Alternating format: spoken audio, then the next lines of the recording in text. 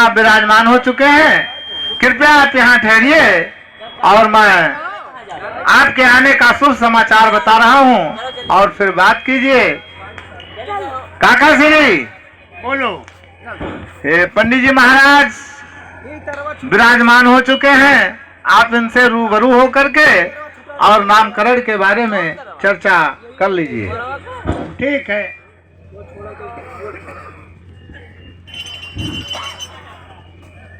पंडित जी, मैं आपका स्वागत करता हूँ अपने घर पर, और मैंने आपको एक बच्चे के नामकरण के लिए बुलाया। क्या संभव है?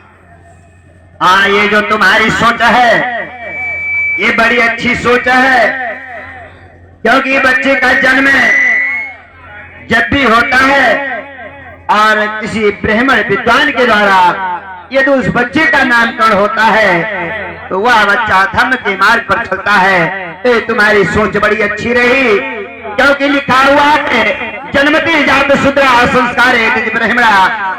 जिस बच्चे का संस्कार ब्राह्मण के द्वारा होता है वही बच्चा धर्म के मार्ग पर चलता है, और जिस बच्चे का धर्म संस्कार ब्राह्मण के द्वारा नहीं होता है वो अधर्म के मार्ग पर चलता है। तो तुम्हारी सोच बड़ी अच्छी रही, जो तुम ये तुम्हारी सोच बड़ी उत्तम है। ये बच्चे का नामकरण हो जाएगा, लेकिन बच्चे का नामकरण करने से पहले तुम ये बताओ कि तुम्हारी वंश क्या है, तुम किस वंश के हो? यदि आप वंश जानना चाहते हैं हेलो, तो मैं बता दूं, मैं इस देश का मूल निवासी हूँ। क्या? मैं इस देश का मूल निवासी हूँ।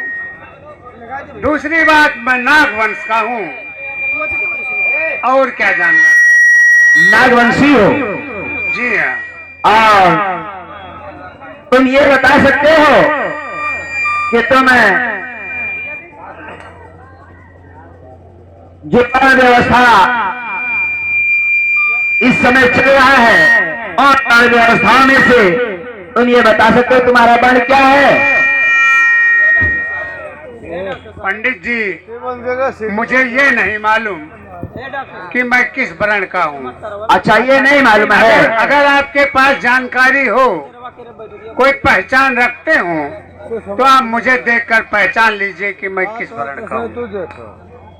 ये तो बगैर बताए संभव नहीं है, पर ये बताओ, ये तो तुम जरूर जानते हो कि तुम्हारा गोत्र क्या है। मुझे बताने की जरूरत पड़ेगी? जी हाँ। आप मुझे देखकर नहीं समझ सकते। देखिए, इतना कोई बड़ा ज्योतिषी नहीं हुआ करता है कि जो देख कर बतावे। अगर देख कर बता देता तो आज इतने मनुष्य हुआ करते हैं, उनको बता देता कि ये फला फला। इसका मतलब मुझे लगता है कि आपका ज्ञान अधूरा है। पूछिए, क्या आप जानना चाहते हैं? मैं ये पूछ रहा हूँ कि तुम्हारा गोत्र क्या है? गोत्र जानना चाहते हो? जी हाँ। तो मेरा गोत्र कश्यप गोत्र है।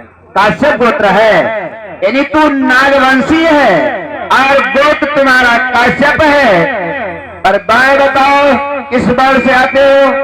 अरे सीधे सीधे ये क्यों नहीं कहते कि मैं अपनी जात तुझे बताऊं?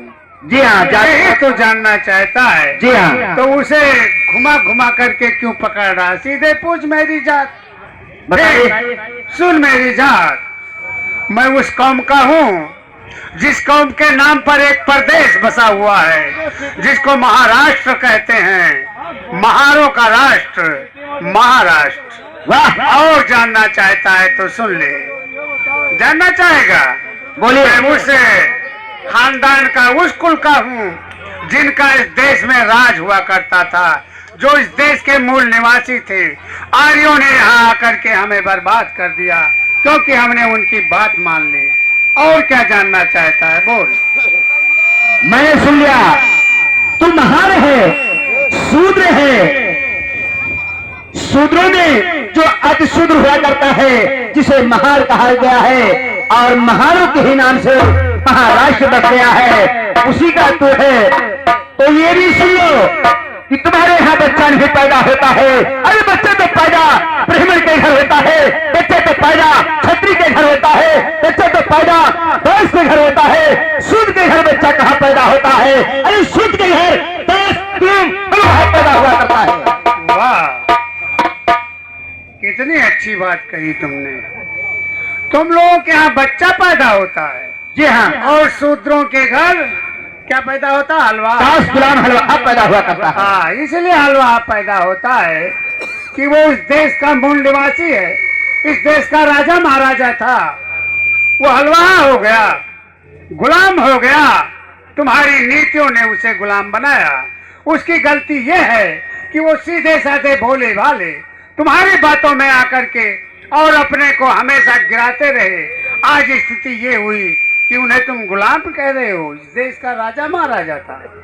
जब राजा महाराजा हुआ करता था तब हुआ करता था। इस समय प्रेमल बात चल रहा है। इस समय यहाँ मनु की विधान चलती है, मनुष्य की नहीं। यहाँ मन विधान लागू है, कोई मनुष्य विधान नहीं है। इसलिए बड़ व्यवस्था